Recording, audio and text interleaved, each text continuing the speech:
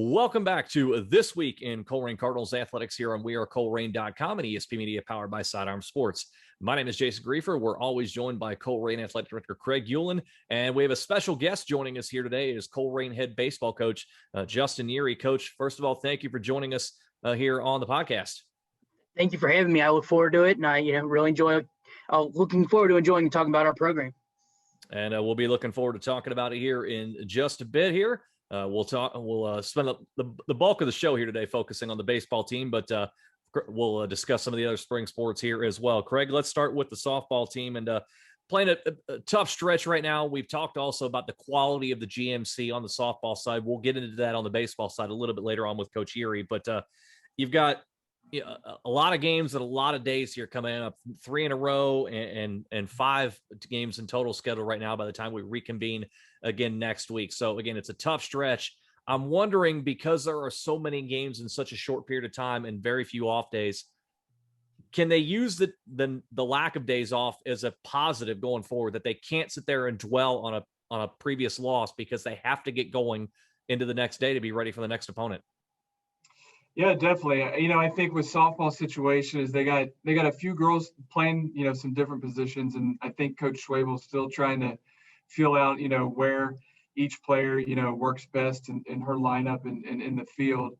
Also dealing with some injuries. So they got some new pitchers that they're trying out. And like you mentioned, it's a tough stretch. The last couple of weeks and this week, got a lot of games and a lot of days. And, they need to approach every day. It's a new day. A new day to get better. It's a new day to try and compete. It's a new day to try and get a win. They got a lot of non-league games coming up in the next 2 weeks, and I think they got some opportunities to maybe have some success. Coach Leary, let me bring you in on this one because it's an interesting point with the way the schedule is set up here, and I'm sure you've dealt with this before. How do you deal with it as a coach when you have games day after day after day, very few off days in between? How do you get the kids re-energized and refocused on the next day? It can be tough. It's one of those things where you got to enjoy the wins and have fun with the wins, but you also got to get ready for the next one and move on for the next day. So one thing we tell our guys is that, you enjoy it now, you enjoy it until you get home. And then once you lay down, it's time to get going for the next day. And what's great about baseball, softball, same can be said about losses. They're tough. It's hard leaving the park after a loss. You're down, but the sun comes up tomorrow and we get a new chance at it the very next day. So it's kind of a win-win situation. You can celebrate the wins, but you got to move on and be ready for the next day. And with the losses, you got the next day to look forward to. So you don't have to dwell on it for a few days. So it's a good situation for baseball, softball in regards to playing a lot of games in few days. And we'll see how the softball team reacts to that when we reconvene on next week's show. Craig, let's talk about your track and field teams because they both had very nice showings up at Mount Healthy. The boys finished 3rd overall. The girls finished 6th, but you had several individual first place finishes as well as relay finishes as well. So I have to imagine that's a pretty encouraging performance from both sides of things, especially ahead of the Vince McClure Invitational coming up this week. Yeah, last week at Mount Healthy, they had a lot of good competition. They had Loveland, Trotwood, Madison, Princeton. They had a lot of good teams at the meet, and we had some individuals champions. Summer Swartout is a freshman, and she plays first in the 100-meter dash. Roosevelt Ziegler for our boys side also plays first in the 100 and the 200. And we had 2 boys relay teams place first. We had a lot of individuals place in the top 10 in that meet, and we talked about this last week. We have 2 first-year head coaches. They had been assistant coaches on staff previously, and last year we hired them, but they didn't get to have a season. So they're pretty fired up. They got some talented kids in the program, and like you mentioned, we're hosting the longest running varsity track meet in Cincinnati today at Colerain High School. So 51 straight years of the Colerain varsity track meet. We originally had 10 teams attending. A couple teams have dropped out. We have 8 boys teams and 8 girls teams, and we're looking to have a good meet tonight. So weather looks okay, but it might be a little chilly. But no rain, no snow, so we're good. Yes. We're good. Yeah, let's avoid the snow at all costs there. for all athletes involved there. Let's move on to the tennis team here, and got a nice 4-1 win over Ross, so that's certainly a good thing. A couple of other losses within the last week there, in particular to Harrison and to Madeira by a final of 3-2. So, close losses. Ultimately, there are positives and negatives you take away from that. I'm wondering though, despite the results, and we talked last week about a 3-2 loss to Elder, despite how things are going right now, do they feel like they're in a situation where we're not that far off? And if we just clean up one thing here, one thing there, we can be a GMC contender? Yeah, Coach Loneman is doing a really good job kind of adjusting her lineup a few times here and there just to try and figure out, where each kid, fits best in the lineup. So you got first singles, second singles, third singles, and first doubles, second doubles. And, our first and second singles are having a pretty good season. Jacob Zielinski's 5-6 on the year, and Andre Ryu is 5-3 on the year. So, they lost 2 close matches to Harrison and Madeira. They beat Ross, and they got Lakota West tonight, Lakota East tomorrow. So, some challenging matches the rest of the week. But I think as the season goes on and they get ready for the sectional tournament, I think they'll be ready for, maybe a tournament run. So, and still some time left to improve themselves as they get into postseason play, because we always want to peak at that time. Now let's move on to baseball, and our featured guest here today, Coach Justin Ury, joining us here right now. Coach, kind of talking about how things sit right now in the grand scheme of things. Right now, sitting at 6-8 on the year, and currently in 6th in a very tough GMC season after a tough weekend series against Lakota West, which actually snapped a 3-game win streak. Had 2 very nice wins over Fairfield and then a shutout of Western Hills last week. You've got Winton Woods coming up. They're struggling in the ECC right now, so good chance to get a win there. First of all, for fans that don't know or maybe haven't been able to follow it as closely as they would like, how tough is this GMC baseball league this year? It's just not this year. It's every year. The GMC, and arguably be said is the toughest public league in the state of Ohio. From 1 to 10, anybody on any given night can beat anybody. Your teams that are, finishing at the bottom have guys that are going and playing big time Division I, Division II schools for going to college to continue on. So on any given night, anybody can beat anybody. And those top echelon teams, they're really good. They're really, really good. So us having to play games Monday, Wednesday, Friday, it's a grind, and it's definitely tough. So, our league right now this year, you look at the standings, and the top 5 all have a good chance of winning if they get hot at the right time and they can get some help with other teams beating other teams. We're sitting in the 6th spot, not quite where we want to be right now. However, we can turn it around a little bit, and we got a chance to move ourselves up a little bit. And still a lot of baseball left to be played and a lot of things left to be determined. Nothing has been decided in this league yet, which is a good thing, even though there's only a few weeks left in the regular season. One young man who we want to focus on, and we'll talk a little bit in depth about here, is having a really nice season, is Noah Sears. It was just named GMC Athlete of the Week. And right now he's doing it on both sides of things. He's hitting 400 with 13 RBIs, among the league leaders there. He's also carrying a 1.59 ERA on the mound. Craig, let me start with you. When you've been able to kind of see Noah and the way he's performed, not only at the plate, but on the mound, and also talking to Coach Ury, what has stood out to you most about his play? Honestly, with Noah, at the beginning of the season, I'll just give you a perfect example. Mike Wiseman and I went out to the field to make sure everything in the stadium was ready to go for our first home game of the year.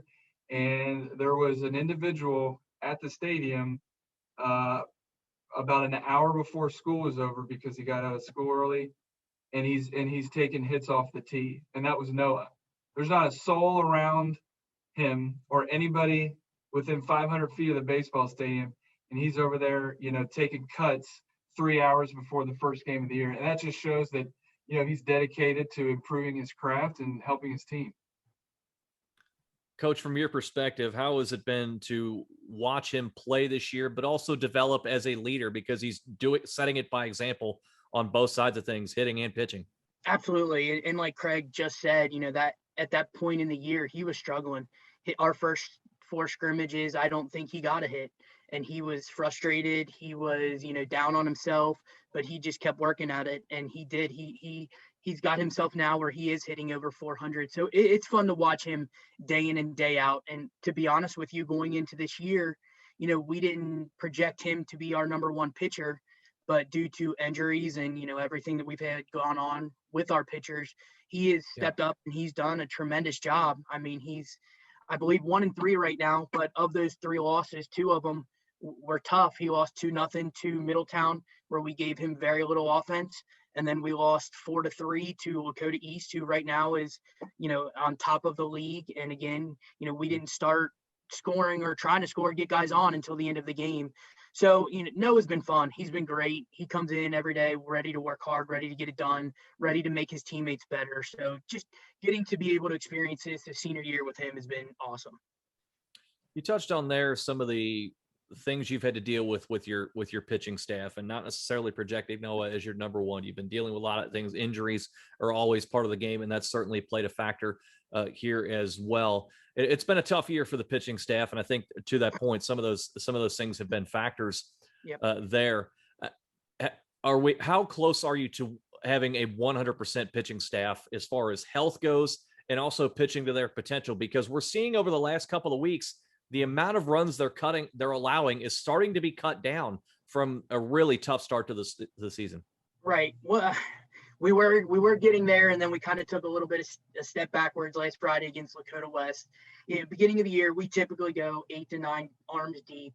This year, with a couple injuries right away, one on just kind of a freak accident with an ankle, and then an arm injury with another guy, we were down 2 right away. So our 6 guys that have gotten the bulk of the innings have been grinding it out for us. And, there's some days where you can see that they don't have it, but, I've told them that they are just going out there and they're taking one for the team, more or less to say. And it maybe not the innings that they're pitching, but it's warming up every 2 or 3 days to get ready to pitch, because we are so thin in that area. But yeah, last Friday, Brennan Green, our sophomore, who is very, very, very good. He's going to continue to be very, very good, was cleared to play. And then he came off the mound to try to make a play against Lakota West. And he didn't do it pitching. He did it trying to make a play in the grass. And he came up a little bit tender on the ankle that he had hurt early in the year. So we're hoping that he's good to go on Friday. That kind of put him back this week. But, we'll get there. We'll get there. And the guys will continue to do what they have to do to get us through games, get us through innings. And, last night we lost 14-4 to Lakota West. Unfortunately, with where we're at with our pitching staff, we might have some games like that. And that's just kind of where we're at right now, unfortunately. Given that you are thin with your pitching staff right now and having to play so many games in a short amount of time and very few days off, like we touched earlier with the softball team, any sense of arm fatigue building in right now because you don't have your full allotment of pitchers? Yeah, you can definitely see it. And you can see it when guys are warming up, and then they go to the mound and they're warming up on the mound that they just don't have it that day. So we'll get guys up right away. Another guy to go down and start throwing and get warmed up to make sure that, if whomever we put in loses it fast, we're ready to go. Last night, we were a little bit out of the game. Score was not where, we thought we could be with 4 games this week. So we had a couple guys who aren't pitchers come out and throw a few innings for us. So, we're put in situations like that, to help save our actual pitchers' arms, from the fatigue. We're going to have to do some of that too. Craig, from your perspective and seeing what this pitching staff has had to go through and has essentially times become a mash unit because there's been a bunch of injuries and they've never really been able to get to 100%. From your perspective, how has their demeanor been throughout this process where they've had, guys have had to pitch when they're not used to pitching, or guys have had to pitch on short rest, so on and so forth, and sometimes getting hit around? How has their attitudes been from your perspective? I can say as a former player, you just have to be ready. When you get handed the ball, it's time to go. And like Coach Yuri said, we're trying to get through a period of time or a period of the season where we're short on arms, and our guys are probably trying to make the best of the situation, and they also don't want to get too much fatigue to where they can't throw on a particular day. So I think it's just a matter of trying to make it work the next the next week, and then hopefully we'll be back at full strength soon. And even with the shortened pitching staff here, we're still hanging right around 500 on the year. Coach, do you feel if you are able to get your pitching staff back as a whole and back to 100%, that you have a team, not only pitching wise, but offensively, that can make a run in the late stages of the regular season and potentially do some damage in the postseason? Absolutely. I think we are a good team. I think we have a lot of tools. We have a lot of guys that can do a lot of different things. As long as we get our pitching healthy and as long as we are able to make plays behind those pitchers. I think that's a big thing to this point too is, we're not making all the plays that we need to make behind our pitchers. So as long as, we can continue and make plays, we can be dangerous in the tournament. Some guys can swing it very well. And again, being in the league that we're in, we're seeing the best of the best every single day, which prepares us for the tournament, as best as we can be prepared for. So yeah, absolutely. That is obviously the goal is to make sure that we are getting back to health and playing our best baseball at the end of the year to make some noise in the tournament. It's been obviously a great thing to be able to talk about things here on the podcast, but also to have a season in general, given that we didn't have one a year ago. And I'm wondering, Coach, in the weeks and the months leading up to the first pitch of the season back on March 27th, how are you navigating things as far as protocols go? How were you dealing with things? How did it affect you mentally as you were trying to put a roster together, put a pitching staff together, a lineup together, all those types of things? And how has that gone forward into the regular season for you? Obviously with COVID, it's tough. I mean, we're making sure we're trying to follow all the little steps, the protocols, the mask wearing, the dividing guys into groups and making sure we know who's with who, when they're with them, and every single day. And that's how it was all off season. We again started in September and the guys were great with following all of that. So, it was tough. It's frustrating. It's hard. But every single day that we get out and get together is awesome. It's fun because at this time last year we weren't playing, and I believe 4 days from now, I think it was April 24th ish, OSHA made the announcement that they were canceling spring sports. So we had to let 9 seniors know that they weren't going to be able to play chlorine baseball anymore. And that was the toughest part. So every single day that we get, it's a blessing, and it's fun to be out there with the guys and get to see them, enjoy something that they love to do. And they've been really receptive to following rules and following protocols so that they can do what they want to do and love to do. Craig, as we're winding down here on the show, we've talked a lot about in the spring sports season about all these teams having to play a lot of games in a very short period of time with virtually no days off, maybe 1 here, maybe 2 there. And we've talked about that here with Coach Yeary. I'm wondering how you feel like and how pleased you are that we've been able to get through a good portion of the spring sports season thus far without any kind of interruptions, any significant pauses or anything like that due to protocol. No, I mean, obviously it's been great. I think like Coach Yeary mentioned, that the baseball kids have been used to doing this since September, going through the workouts and making sure they're following protocols, and they get screened every day when they come to practice or when they have a game. So, and that's the same goes with tennis and softball and track. And I've made this comment several times. And for example, the track meet tonight, it's crazy to think that I'm going to see kids tonight at the track meet that I haven't seen yet because we didn't have a season last year. And there's a number of kids on the baseball team. There's a number of girls on the softball team that I haven't had a chance to watch yet at the varsity level because of missing that season last year. And I think it makes this season obviously very special for our spring athletes. And I'm not saying it's more special than the winter season or the fall season, but this particular group of kids that are playing spring sports haven't played in 2 years. So I'm looking forward to tonight's track meet, and I'm looking forward to watching the rest of the spring. Coach, before we let you go here and wrap up the episode of the podcast this week, are you able in the grind of a season to kind of sit back and maybe enjoy it a little bit more than you would under quote unquote a normal season because we didn't have a season a year ago? Are you able to physically and emotionally just enjoy being out there and coaching the game that you love? There's times definitely after the game where I kind of lose the sense of, oh yeah, last year we weren't doing this. But when on my ride home, I live in Northern Kentucky, so I get a nice little 25, 30-minute ride to work every Yeah. day and home. I do get to think about that and reflect on what it's like, to be able to be back out there again. So I do enjoy that. And it is great. Even just, little things like going out and being able to cut the infield. It is a lot different than, not being able to do it last year. So it definitely has been enjoyable being back out there on the diamond. And it's been a lot of fun to talk about here today on the podcast and all spring sports season long. Coach Justin Ury, we appreciate your time here today.